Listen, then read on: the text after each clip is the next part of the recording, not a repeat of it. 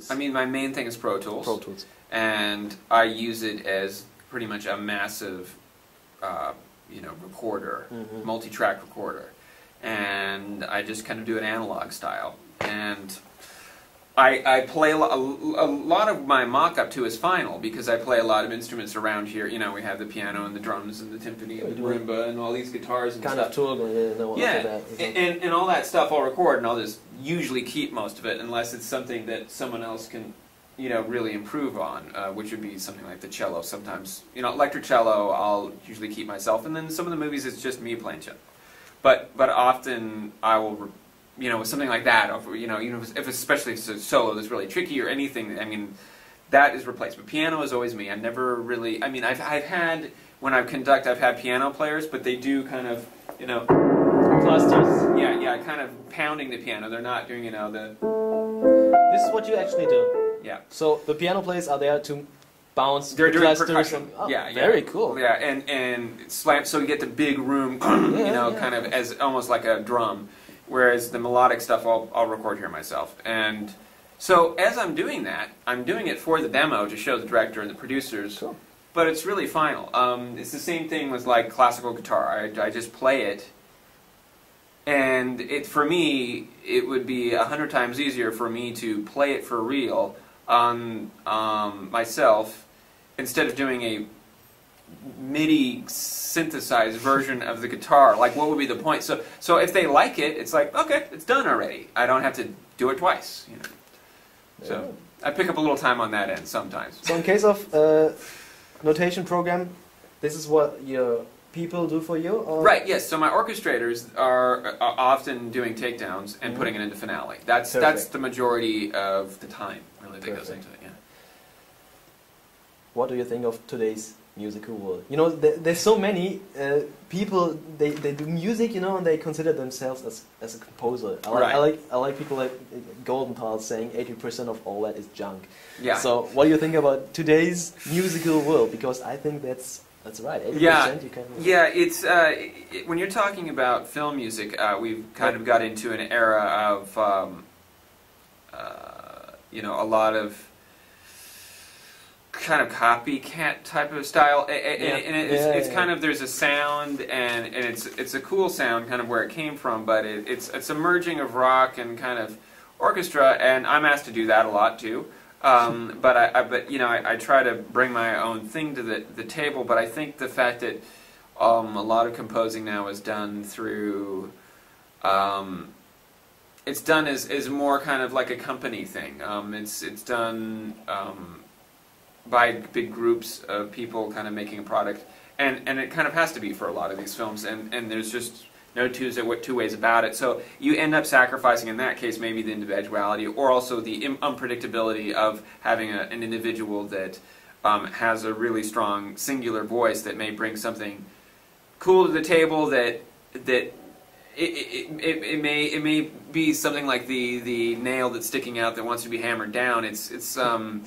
Sometimes studios want music, and they encourage music that is sonic wallpaper because they're afraid of the music being noticed, which is so strange to me. So I always say when I'm getting hired for something, if you want to have a composer that will have music that kind of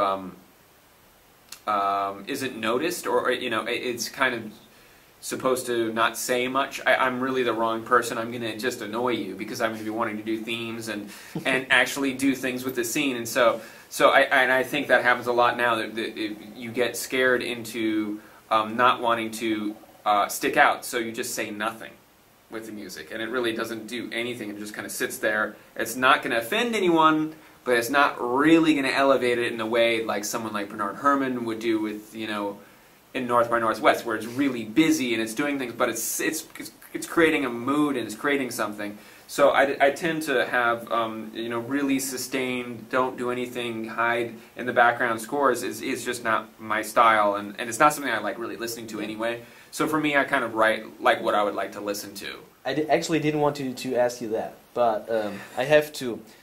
Your favorite scores and your personal favorite scores that you composed. Let's start with your own. Right. Okay. Maybe that's easier. I don't know. Yeah. I don't know if that's easier. Let me think.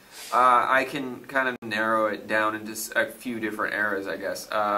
Because when I just noticed that you're like, you know, on the Alien versus Predator session, like, you know, let's do the next tune. I can totally understand that kind of excitement. Yeah. Right now, no? Yeah, it was very exciting. That was a blast. That was some of the coolest kind of in-person music that I've worked on. I think where just live in the room, it was pretty great to hear. The last score I just did, Columbus Circle, which doesn't come out even until next year. I really, that's one of my favorite, the way the themes work and everything. Going back, you know, Children of Dune is a favorite, thematically and everything. Greatest Game Ever Played was so different than the other movies, so I enjoyed that a lot. You know, let's see here. Eagle Eye, I love doing. That was just. I really liked the sound of that, and they encouraged me to do soaring themes and you know, kind of aggressive orchestration. And Steven Spielberg being there was just so trippy and such a treat, you know, that I love doing that. And it was also great working on some of these movies that I grew up with. And then doing the, you know, like Aliens or Rambo, or, you know, movies that I'd seen and loved the scores.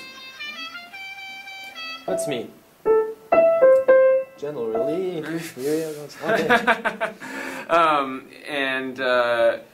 You know, anything like Jerry Goldsmith, I kind of grew up on, so it was great doing the Rambo and Rambo. All that stuff. Yeah. So you know, there's a bunch of them I enjoyed. You know, each one has their kind of particular thing. And sometimes it's the small, quirky things that I love working on as well.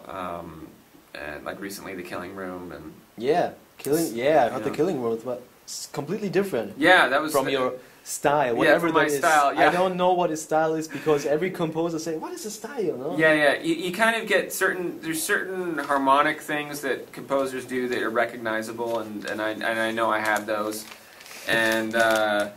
You know, and like Dragon Ball has a certain kind of sound, and maybe that's connected to, I don't know, Children of Dune, and Eagle Eye's connected to maybe Law Abiding Citizen, and which I love doing too. And you know, and then when I do science fiction, space kind of movies, there's a certain sound, and then of course there's the car, Fast and Furious stuff. But you know, it doesn't even matter. It's totally different. It's up to the film to lead the style, the score. You know, because I've worked with certain directors many times, and they've done very different films, and those scores don't sound anything alike. Like, Annapolis doesn't sound anything like Fast and Furious, and it doesn't sound anything like Finishing the Game, and those are all Justin Lin. And Frailty doesn't sound like Greatest Game Ever Played, and they're both Bill Paxton directed. So completely different. So, you know, it depends on the film, I think. In terms of scores that, just overall scores, that is wide open. I mean, you know, in recent years, I've loved a lot of James Newton Howard stuff. Yeah. A lot of his scores were that way, you know, for me as well. I love Dinosaur. I mean, I love, you know, Signs and The Village and he's a great stuff. He's a great guy. Elliot also, you know, Titus and his Alien 3 and you know, so much of his Sphere is like, you know, regardless of the movie, you know, that he seems to deliver on the score. Interview with the Vampire. Oh, come on. Yeah. All that. I love the really, really cool. And Thomas Newman kills me as well, you know, with the, you know, Shawshank and Green Mile and every. I mean, it's just, there's a lot of really talented people out there. And then, you know, you got the kind classicals, of the legends. You got, John Williams. I mean, I know his stuff by heart. Everything, you know, from, you know, pre-Spielberg even, and then Bernard Herrmann is like probably, you know, the one that influenced me the most, and kind of the Godfather. Yeah, exactly, and everything from Citizen Kane to Taxi Driver, and then Jerry Goldsmith and his use of percussion, Alex North and Maurice Jarre, and just there's too many to name. But you know, they're Ennio, you know, and oh gosh, it's there's yeah.